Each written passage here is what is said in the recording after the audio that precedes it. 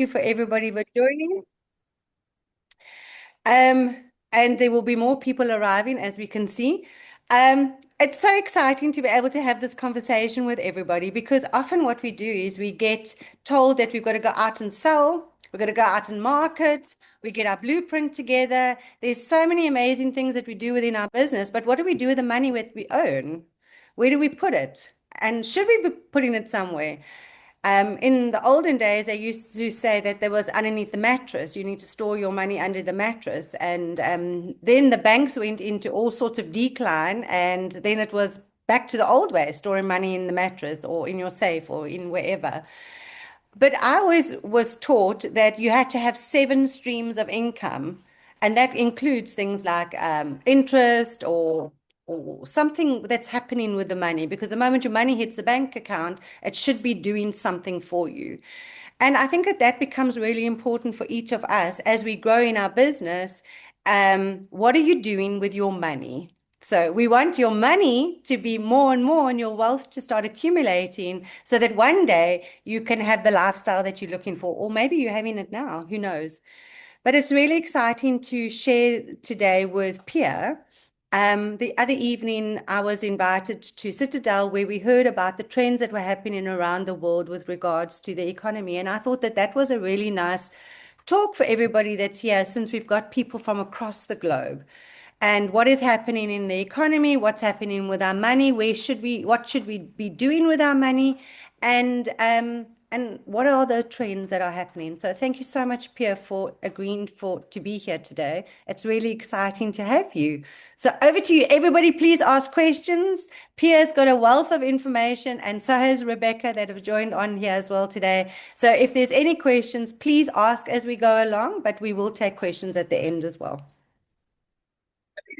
Thank you for that introduction. And hello, everyone. It's wonderful to be here with you today.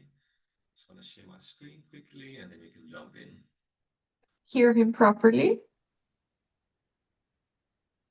Can you guys hear me? All good? Shall we start? All right.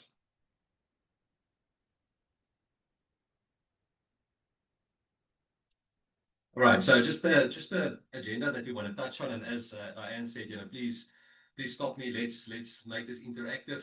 Definitely don't want this just to be sort of one-sided.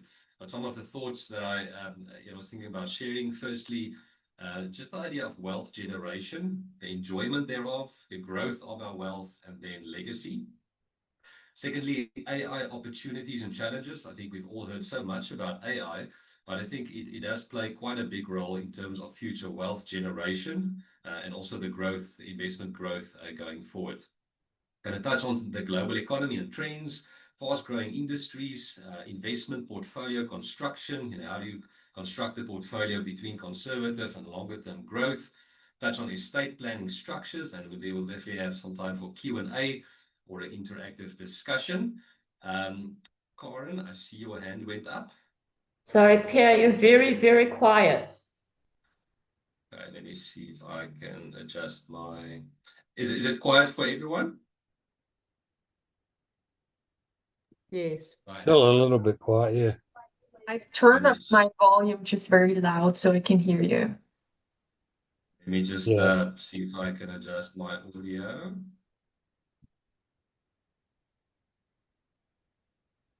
Microphone. Input volume. Let's leave that up. It's getting better. Better. Thank you. There we go. There we go. Thanks for flagging that.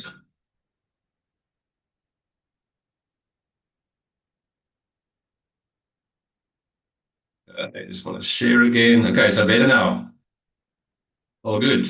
Yes. All right. Good. Thank you. Thanks for flagging that. All right, and then just the normal disclaimer, guys. I think suitable financial advice must always be in line with your holistic financial position. So we're going to share some ideas. Please don't take anything as a standalone, for your personal situation, and please always just make sure it makes sense in your holistic financial plan. All right, just quickly who we are. Citadel Wealth Management. Our primary focus is global investments and estate planning. We're a South African-based company, and we have a global affiliation via Pierre Wealth out in Guernsey. Been around for about 33 years. We manage amount north of 110 billion of assets under management. Just added our website there. There's also a Citadel Securities out in the US, but we are not affiliated with them at all. So there's our website if you wanted to have a look. All right, so let's jump in. I think the first thing is just this idea of wealth generation. How do we enjoy it? How do we grow our wealth? And how do we think about legacy? And I want to touch on these four economies that's typically that we're typically involved with. The first is our business and the wealth generation economy. And that's really where we generate our wealth. Second one is our personal economy. That's sort of the enjoyment and the consumption of the fruits of our labor. We've got the investments and growth economy. That's really where we play in. How do we invest the capital? How do we let it grow over time?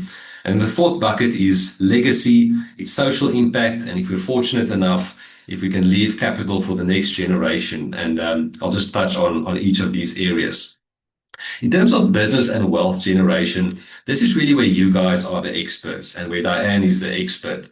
It's typically, this is not our game. You know how to grow your business fastest. It's typically a high concentration area. So you typically concentrate your time, your energy, your resources, your capital. Leverage can sometimes be appropriate in this environment to enhance your growth. And return on investment, it varies significantly across businesses. But typically, you're looking at a higher return on capital and a higher return on investment, 30%, 40%, or numbers north of that. So for entrepreneurs, this is really the fastest way to create wealth. For salary earners, they would typically invest monthly into the financial markets, and we'll touch on that. But with the entrepreneurs that I work with, typically this is where you generate wealth the fastest. And the second one is our personal economy. This should naturally be a function of our business success and not the other way around. And yet, I guess it's really important for us to balance living today and building memories today and enjoying today with still building enough sources of income or investments for the long run. And this is typically where we try to help our clients with financial modeling to make sure there's enough for shorter term expenses, trips, important purchases for the family, while still having the peace of mind that there will be sufficient capital for the long run. In the third bucket, that's investments and growth. This is really where the area that we play in. The goal here is really to protect capital and to beat inflation with, let's call it 6% per year. If you look historically, the historic growth on the S&P 500, US equity index, it's about 10% per year in US dollar terms. Now, if we just jump over back again here, that's why I said, in a business environment, you will typically achieve a much higher return on investment or capital, 30% or north, where this environment is more an environment of protecting capital, beating inflation, and ensuring there's sufficient capital, for the long run. So typically a lower growth environment with a focus on protection, beating inflation, but not the fastest horse. Your business is typically the fastest horse, and that's why we typically see entrepreneurs often reinvesting surplus cash flow back into the business while they are growing, because that's really where they enjoy the highest return. And maybe later on, as they want to scale down, to start diversifying into this environment. In the business environment, we talk about concentration, leverage, narrow focus. But in this environment, we talk about diversification.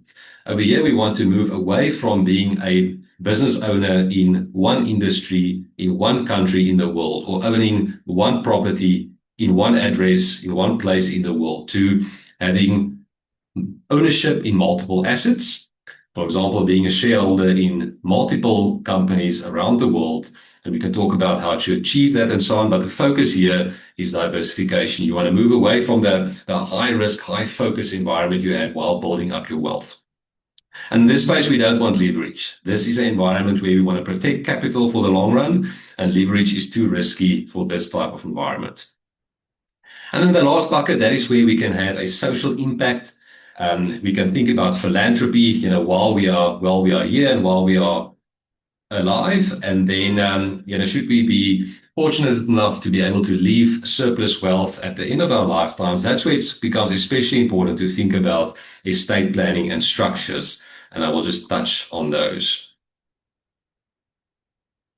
All right, as I mentioned, we hear so much about AI, but I do think it's so topical when we think about those previous buckets, those economies, how we generate our wealth going forward, and also how we grow it from an investment point of view. AI will have a massive impact on those.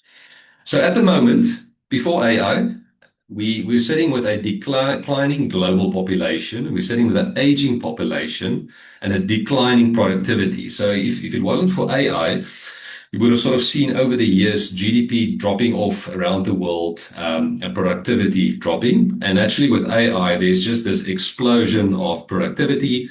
And actually, it's so much quicker, easier, and cheaper to produce many things. And we're just seeing a explosion of production, which will really help the world going forward from a GDP and a growth point of view. We'll touch on the challenges, but that's just from a productivity and a growth point of view.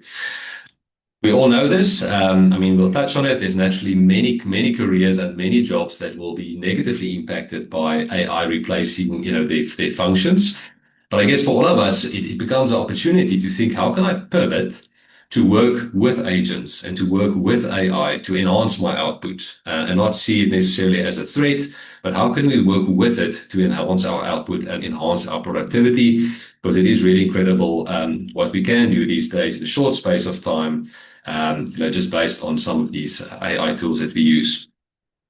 The cost of knowledge is declining fast. So again, it's a double-edged sword, for those who really sold knowledge in the past or where knowledge was extremely valuable.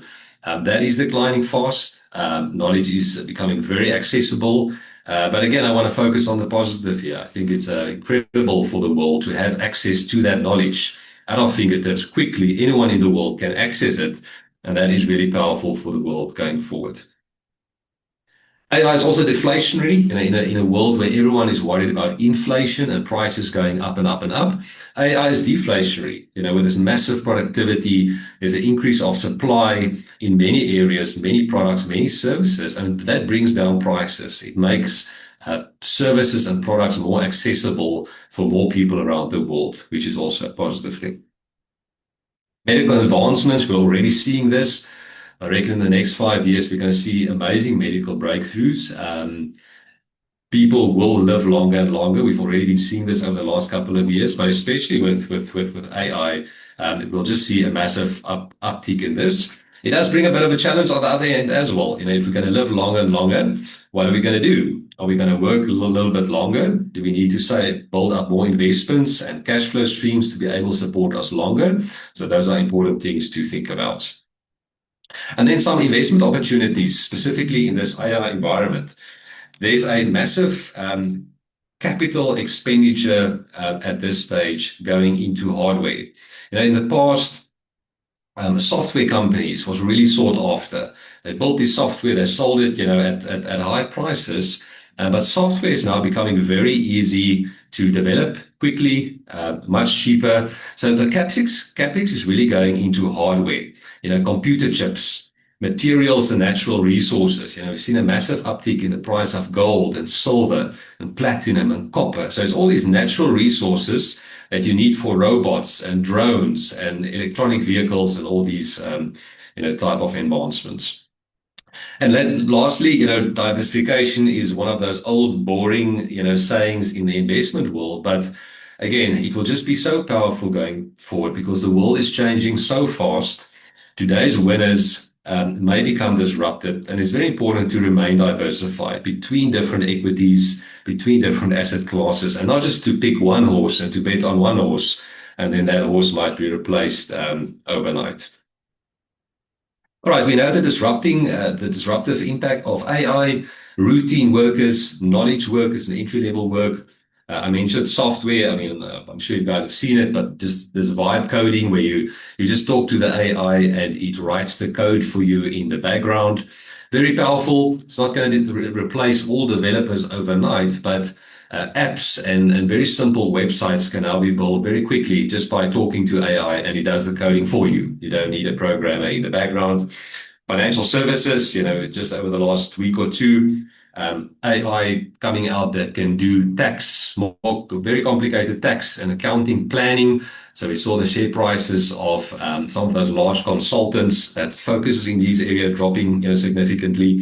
Logistics, AI came out that can sort of 10x a logistic business's sales without hiring, one more person. We're going to see self-driving trucks on the road, very soon. So again, quite disruptive, in those industries. And then humanoid robots, at the moment they're still a little bit clumsy, but it's amazing how they're working on the dexterity, of their hands. We're seeing them in manufacturing. They'll be able to do domestic tasks. So quite disruptive in many areas. So I guess the question is what will be valuable and resilient assets going forward? And I would actually love to hear from the group as well, where it is now at the end. This is just my little take on it. But what would be valuable, in a world where AI replaces so many skill sets? I think trust. I think we can talk with ChatGPT and it can say it understands you and it hears you, but I think we place trust in human beings in a much different manner. I think being human, empathy, real care for one another. As I say, it's amazing how these large language models can communicate emotions, but we know they can't feel it. It's code, it's computers, and only a human can really understand and really feel with us and for us. Networks, I think networks like this that you are a part of is extremely valuable. I can't replace that. And then financial assets, building up financial assets, whether it's multiple sources of income, as Diane mentioned, or whether it's financial assets, shares, equities, property, maybe hard assets. Those are the things AI won't be able to replace.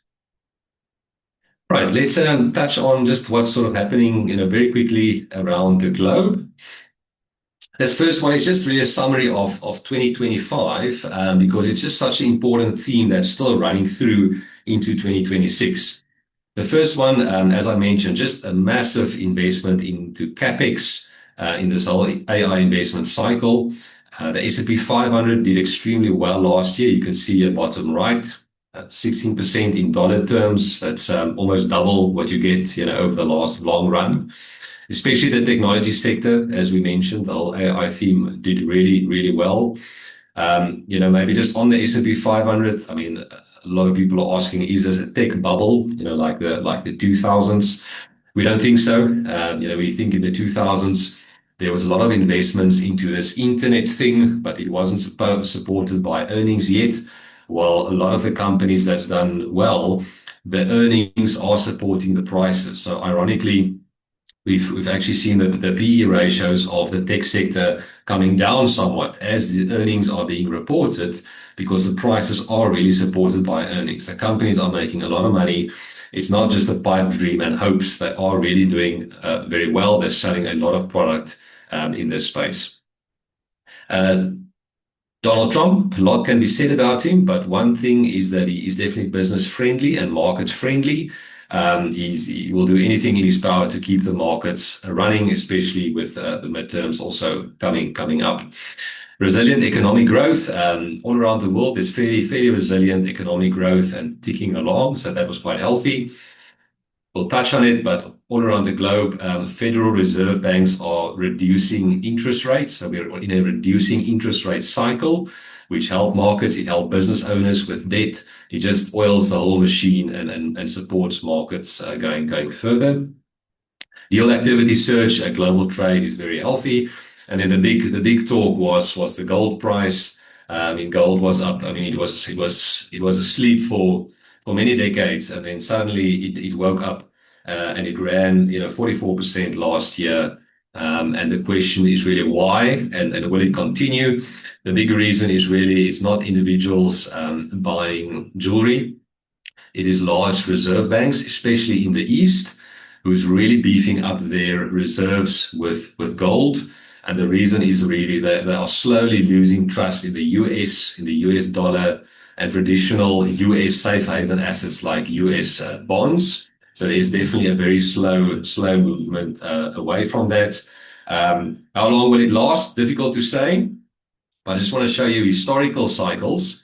I mean, after something has run so hard, it's usually expected that it's the end of the story. You should sort of go into a bear phase again. But the thing with resources and with gold, these are historic cycles. So the blue one you'll see here, that was 1971 till 1980. That was about a 9-year period. You'll see this purple one was 1999 to 2011, so about a 12-year run. And the current run has only been going on for 8 years. So again, we'll have to see where that goes. I think the point is just when gold and resources go on a commodity run, they often can carry on, much further than one can expect, especially because it's not retail driven. It's really a structural change where reserve banks really want to beef up their reserves. And if you actually have a look at China's percentage reserve in gold, it's actually still fairly low compared to the past. So it might still have some legs to run. All right, so there's a lot of optimism and excitement, I think, going forward. The whole I theme productivity, investment opportunities. I think at the same time, it's just there's also merit in being slightly cautious. There's been various writings over the years. I'm not going to go through all of them. You can see them here on the screen. And what they really write about is long-term cycles, long-term debt cycles, demographic cycles, and technological change. And we are currently, next few years, we are sort of at a point where these long-term cycles are coming together. Historically, when that happened, it was similar to the 1929-1945 period, which was naturally, quite a tough period for various reasons. And not to say it's going to be repeated, but these are some of the themes that come sometime into play, when these long-term cycles collide. Some crises, inequality, debt spirals, nationalism, populism, individualism, creative destruction, conflict, war, institutional collapse. So again, I don't want to be depressing. I just want to paint the picture that while it's very exciting going forward, at the same time, we have these factors at play. So this guy here on the right, he dressed for the beach and he arrived at the North Pole. So I guess the message is just it's important to dress according to the climate out there and where you are heading. So perhaps the message is let's wear our shorts to the beach, but maybe pack in an extra warm jacket, in case there's some turbulence. And I guess coming back to investments, very important to invest for growth, invest with exciting opportunities, but always make sure there's buffers in the portfolio when there's volatility, because volatility will come. And for us, it's not a question of if, it's when. And your portfolio needs to be buffered against that. All right, just some quick graphs is economic growth around the world. The message here is just that global GDP and economic growth is ticking up. You see the US a little bit more than some of the others. It's dipping a little bit, but the general message is global GDP is positive and is ticking up in the right direction, and that is supporting growth. Sadly, and we all know this, it is not the same for everyone. We're looking at the US consumer because they have quite a big spending power globally. The message here is, so this is consumer confidence index. So this is how confident people are feeling about the world and about their situation. And you can see the highest earners, they feel most excited and most optimistic about the world, and the lowest earners, much less so. And the same with investments. Those who own stock and investments, I mean, I've just shown you how well the markets have been doing. Naturally, they're feeling good about the world. And those without any financial investments and stocks are naturally feeling, much, much worse about the world at this stage. So it's really, you might have heard about it, it's really this K-shaped economy that they talk about. So I'll see in the top 10% of, sorry, is it noisy in my background?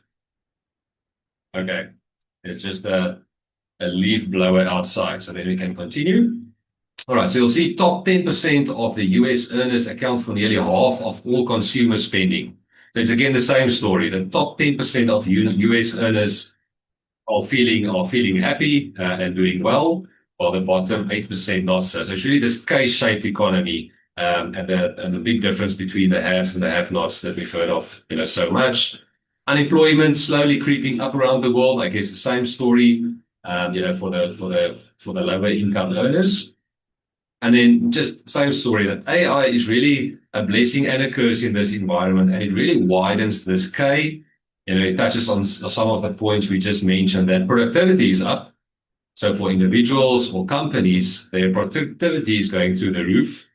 Their profits are going up because they're saving quite significantly on staff. Where they're now being replaced by AI and processes. Inflation is coming down, so that's great. But for the lower earners, their wages are down, and you can see the job loss, sort of in that area of the market. So again, it widens that this vacation economy and it shows that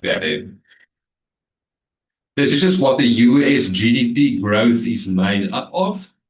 You see the blue is AI investment. So again, same story. You can see a large uptick in AI investment.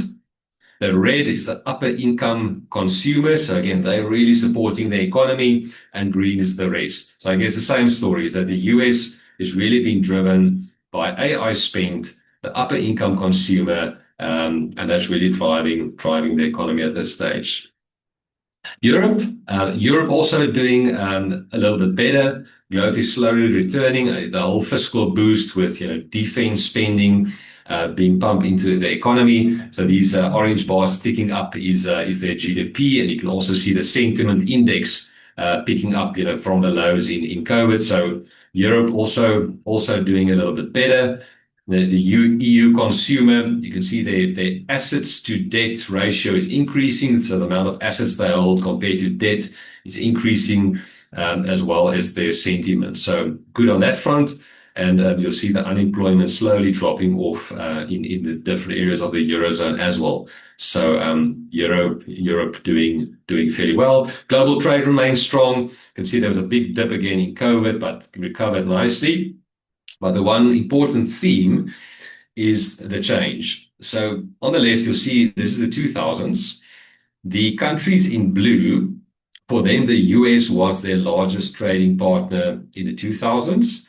And in red, for them, China was their larger trading partner. And just look at the massive difference from 2000 to 2024. I mean, it's virtually the whole world has moved to a place where China is now their major trading partner and not the US. So we're definitely seeing a movement there, a strong, very strong movement, from the east to the west. West to east, other way around. Yeah, you can also see the same thing. I mean, Donald Trump came out with his tariffs and his trade wars, and China simply moved their trade elsewhere. So you can see this blue line is China's trade with the US dropping off significantly. And China simply went and they substituted that with the rest of the world. So still trading very, very strongly, and they just simply found other partners. So the whole tariff trade war thing, one can say, but backfired a little bit on that strategy. So China continuing to be very strong. Also, long-term trends that's interesting. You can see this global power shift. The orange is the advanced economies, sort of your first world economies, and the black is your emerging economies. And you can see, I mean, this over a long period. These are the years at the bottom, and you can just see how these lines are moving closer to one another. So the emerging economies are growing stronger. You've heard of the BRICS countries. And you're just seeing the developed countries, just dropping off in terms of their global power. And I guess back to the point we made earlier, when some of these long-term trends start to cross over, it does cause, some friction in the markets and especially geopolitics. Okay, globally, inflation is coming down, so that's great news. You can see different ways of measuring inflation. The message is just globally, inflation is under control and it's coming down. And what does that mean? It means interest rates can come down. Different areas of the world. And as I mentioned, lower interest rates just means it's an easier business environment for individuals, for businesses. They can borrow money, they can build their businesses. So it's really just the oil in the economy. So that's very supportive of growth going forward. Global manufacturing also ticking up. You see it's been plodding along a little bit. But whenever it's above that 50 line, it means there's advancement and there's some opportunity to push higher from there. So global manufacturing also looking healthy. The dollar is also an interesting one. It's fairly weak at this stage. So you can see it's sort of where we're sitting there.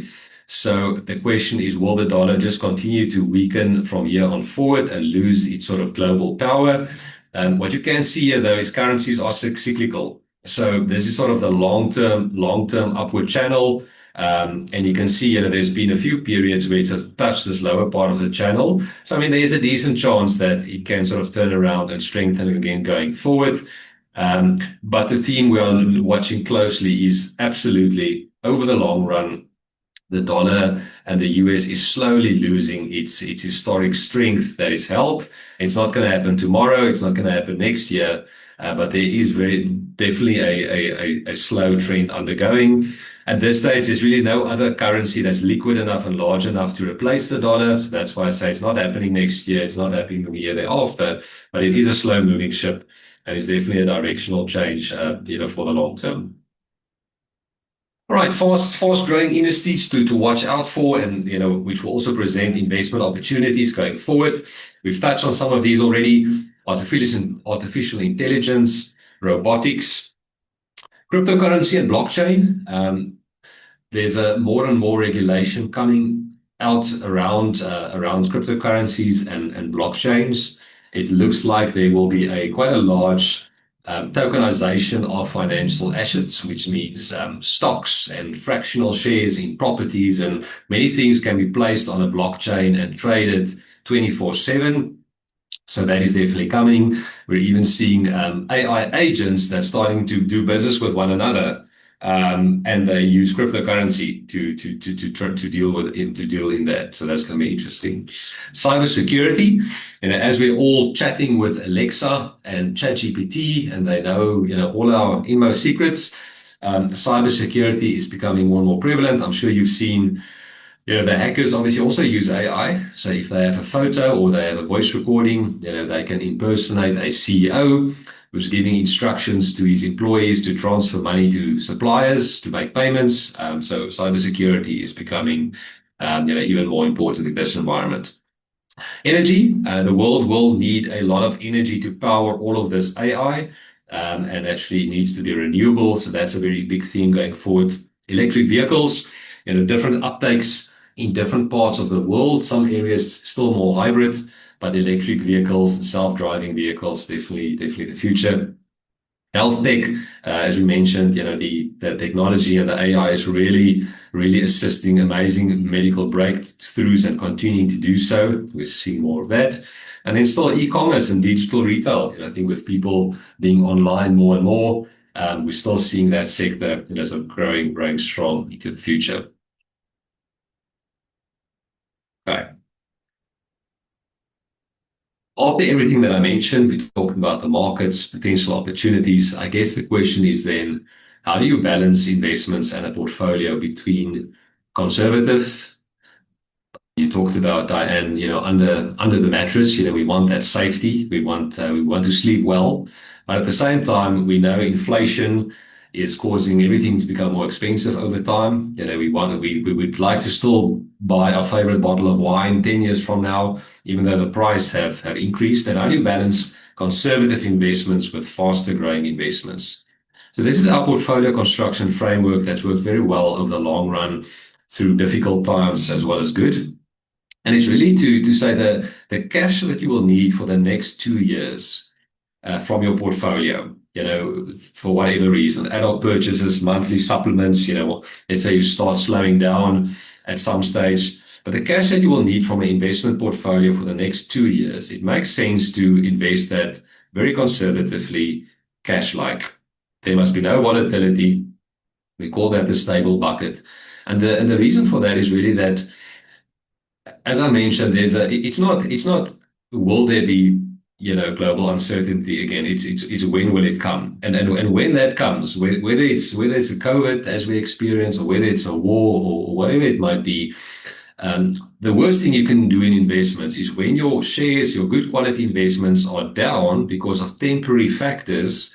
The worst thing you can do is to sell them at that time to fund your monthly expenses or the needs that you might have. So this 2 years of cash flow really gives you that buffer that whatever happens around the world, you've got access to stable money to fund your needs. We really call this the sleep well bucket. This really enables you to sleep well.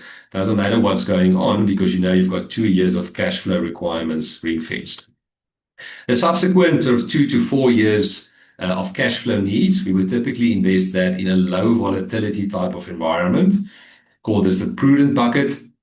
The goal here is to earn a slightly higher income that you would earn just from cash, but still very, very low volatility. So no shares or equities here, things like hedge funds, bonds, so stable shock absorbers in your portfolio.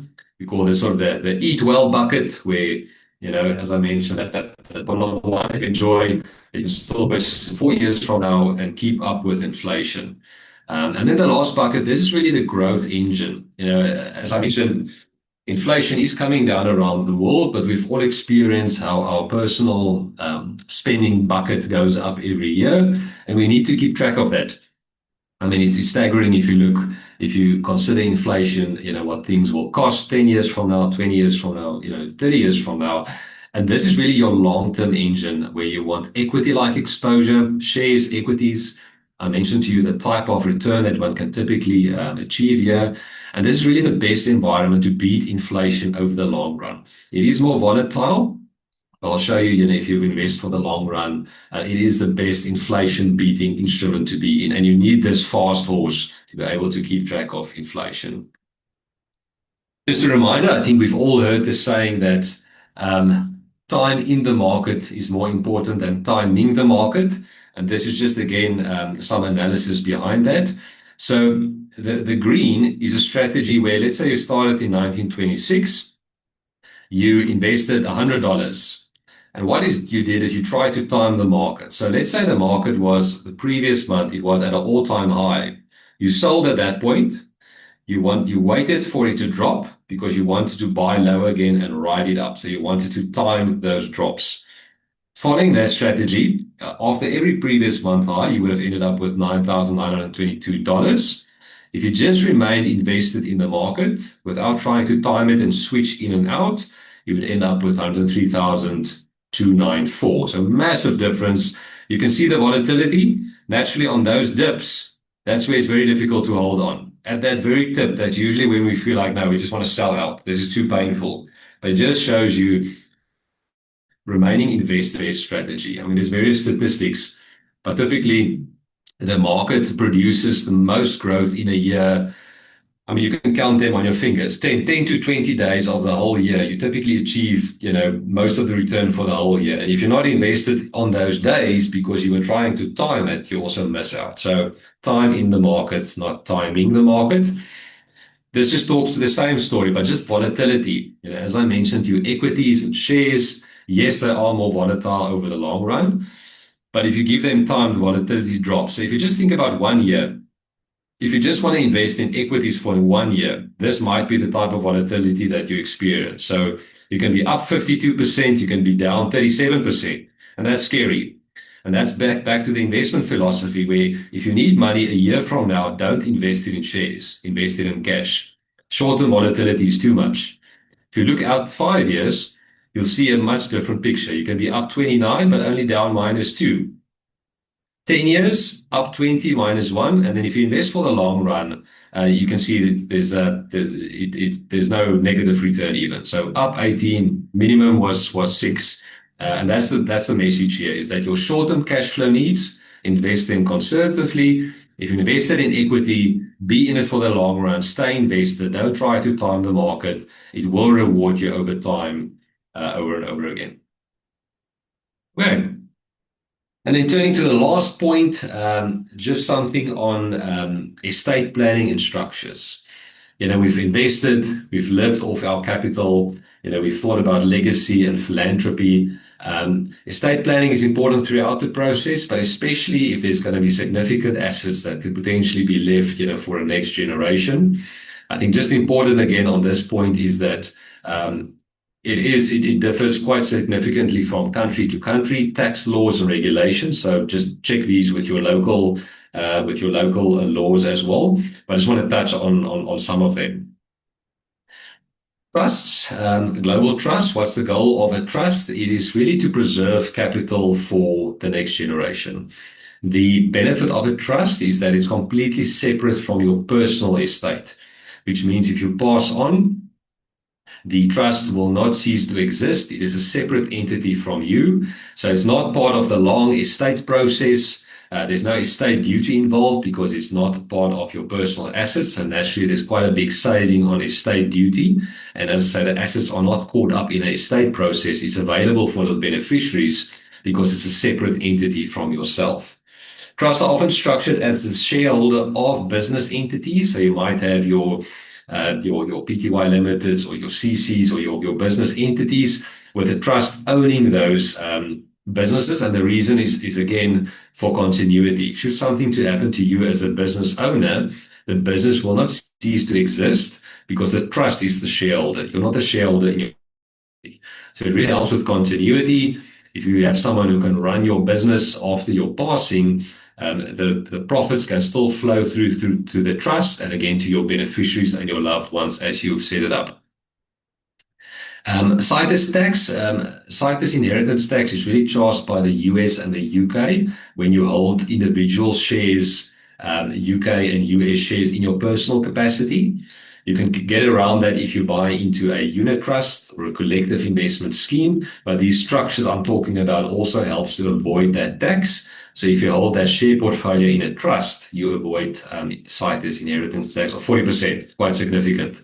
So you don't want to you want to obviously avoid that at all costs. Trust, more flexible assets can be placed in the trust. You know, things like properties, as I mentioned, the shareholding of your business. So trusts are quite flexible in that way. The big caveats with trusts, however, is it's costly to set up, it's costly to maintain, and there's quite a bit of compliance around it, whether it's accounting or annual compliance, reporting that needs to be done. So trust can be a bit of a headache from a cost and an admin point of view. So one just needs to think really carefully if it's the right instrument, for your purpose. Things like OPs, that's an offshore pension structure. How that works is, again, it's separate from your personal estate, the same as with trusts. So it's the same benefit. It's outside of your estate, save estate duty. It's easy to get capital to your loved ones. In South Africa, for example, that's why I say just check with your local tax rules. But if the capital that you put into this structure is exempt from donations tax, so you can put the capital in there, and then it's outside of your personal estate. So that's quite a handy tool to reduce your estate and to reduce the estate duty. But importantly, it's not solely a estate duty planning instrument. The intention must be, for retirement purposes. The tax authorities are quite clear on that. Again, you avoid Citus tax. The big difference with the OPs is you can't just draw money out of it, like with a trust. You can only take benefits from the age of 55. So you can see the intention behind this. It's a retirement type of product. You put money in there, it grows, and at some stage you will draw income from it. Yes, it can be lump sums, doesn't have to be monthly. But the intention behind a structure like this is you want to preserve your wealth internationally. You don't know where you're going to stay. And at some stage, you want to start drawing an income as you perhaps slow down your business. Maybe you have to, maybe you want to. That's the type of instrument this is. If there's surplus capital left at the end of your lifetime, you can roll that into a similar structure for your family. OPS is a bit more limited than a trust in terms of which assets you can hold there. So it's mostly built for financial assets. Can't really put your property or your business interest in an OPS. Again, the goal is to have a retirement instrument. That is what this is about. It is less complicated to set up and less costly than a trust. And then the last one, international endowments. Benefit here is really easy transfer of investments to your family at your passing. How it works is you nominate a beneficiary. So it works the same way as life cover.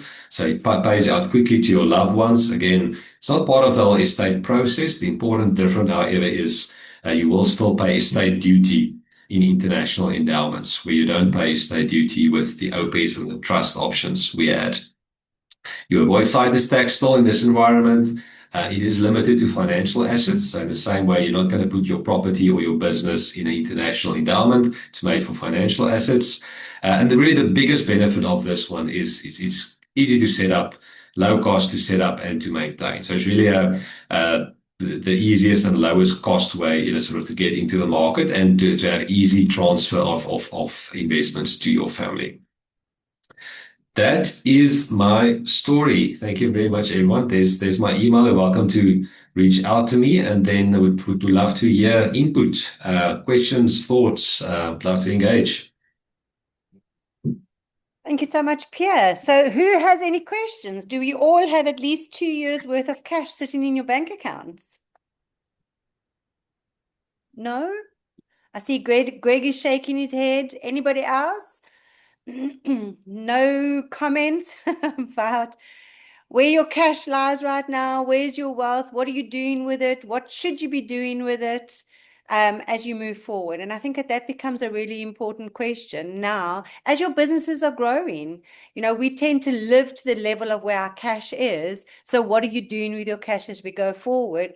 And 2020, if anything, has taught us a lesson that we need to be making sure that we build in wealth for those unforeseen moments. And by the sounds of things, there's going to be an unforeseen moment coming at us at some stage. So who has any questions for Pierre? What are you doing with your money? Do you have it only in South Africa or in the country that you're in? Should you have more than one bank account around the world? Where does your money sit right now?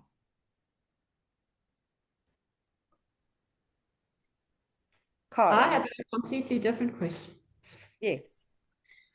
Pierre, what sort of effect does things like what's going on at the moment in particularly, let's look at South Africa with the Muller Commission and all of the uncertainty around what's happening with, the police and everything. What kind of effect does that have on our, like South Africa's stability in the market? Yeah, it's a great question. Thanks, Karen. I think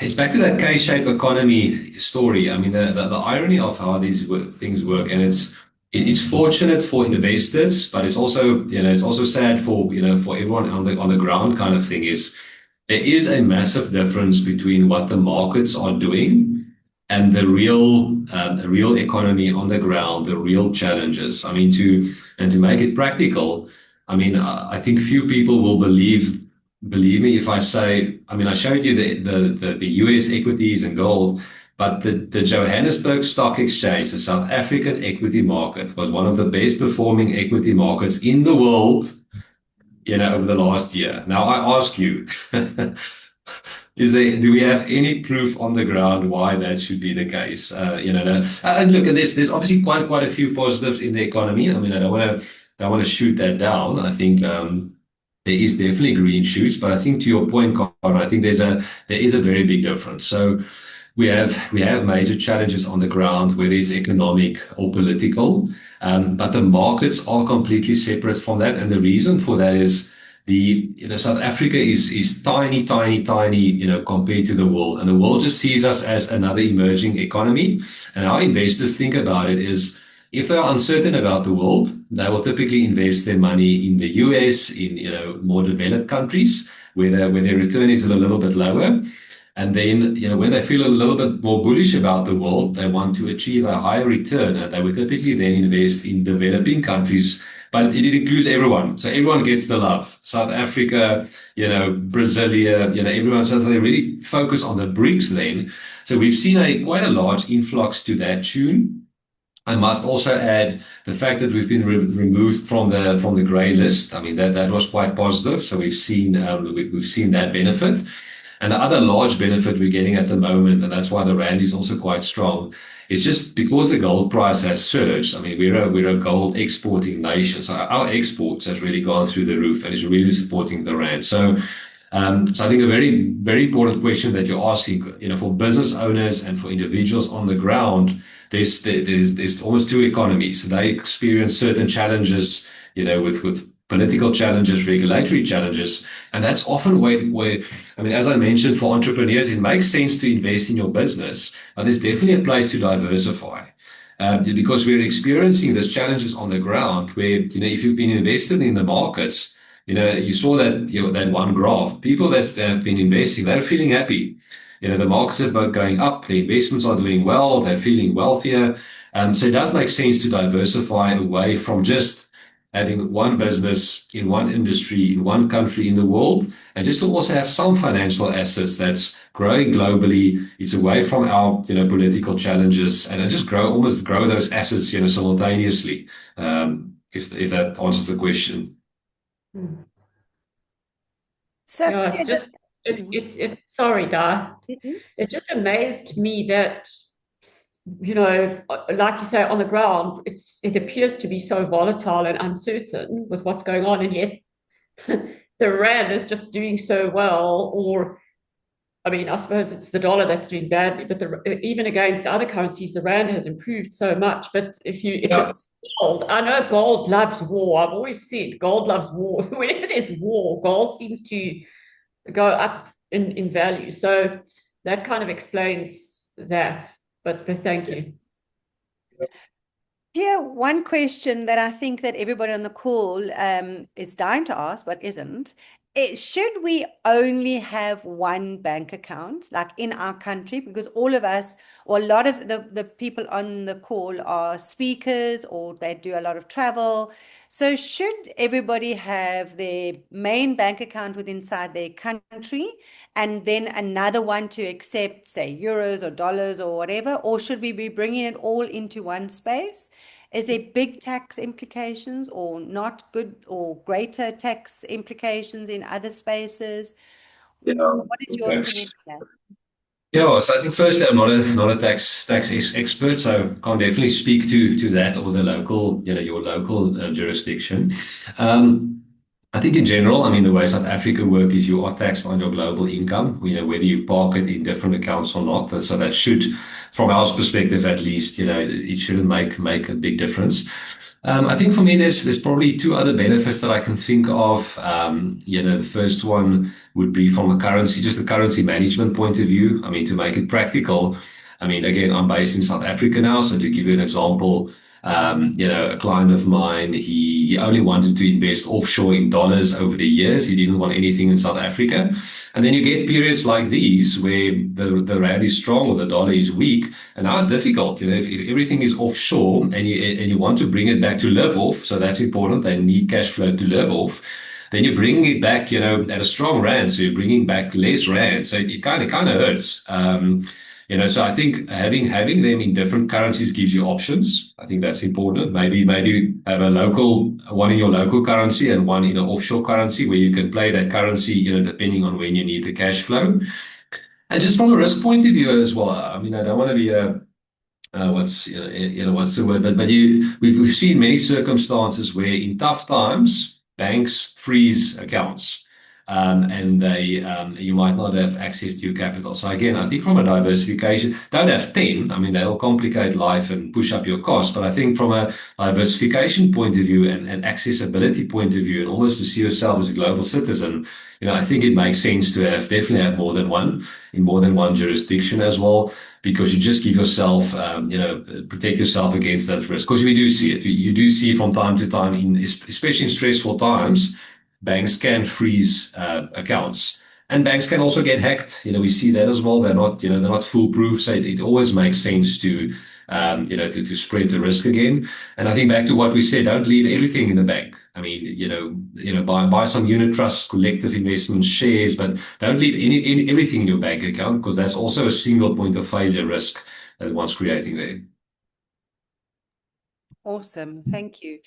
One thing that was interesting for me that Japan didn't feature anywhere, and they were such a strong country at one point. Clearly, they losing market share as China takes over, or what's happened with Japan? Yeah, it's a great question. And again, not chief economist, but my 2 cents, it would be, I think Japan's big problem was their aging population. So massive aging population. So their productivity, drop significantly. You have more and more people that's retired that needs to be supported, by pension funds while you don't have productivity in your country. I mean, the less productivity, then there's less taxes, floating around.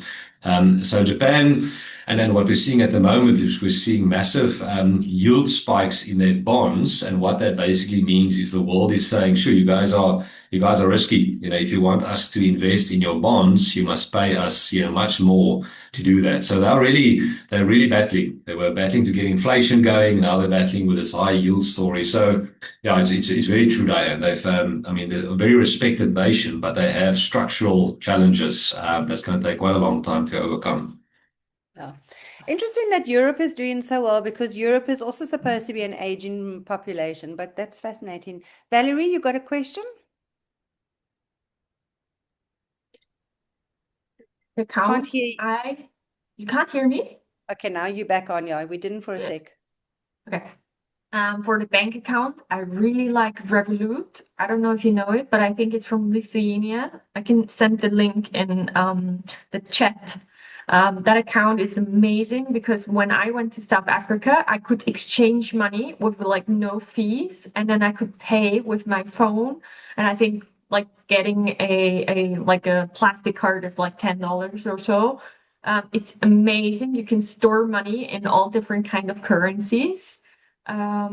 Just if you're curious, I really like that account because I have multiple. And I have a question because you said that the US is devaluing, like that the US dollar is devaluing, but that also means that all of my shares and my funds, everything that I have invested is also devaluing if I have anything in the US. Like, how can I prevent this from happening? Because I cannot not invest in US shares. That's like not possible.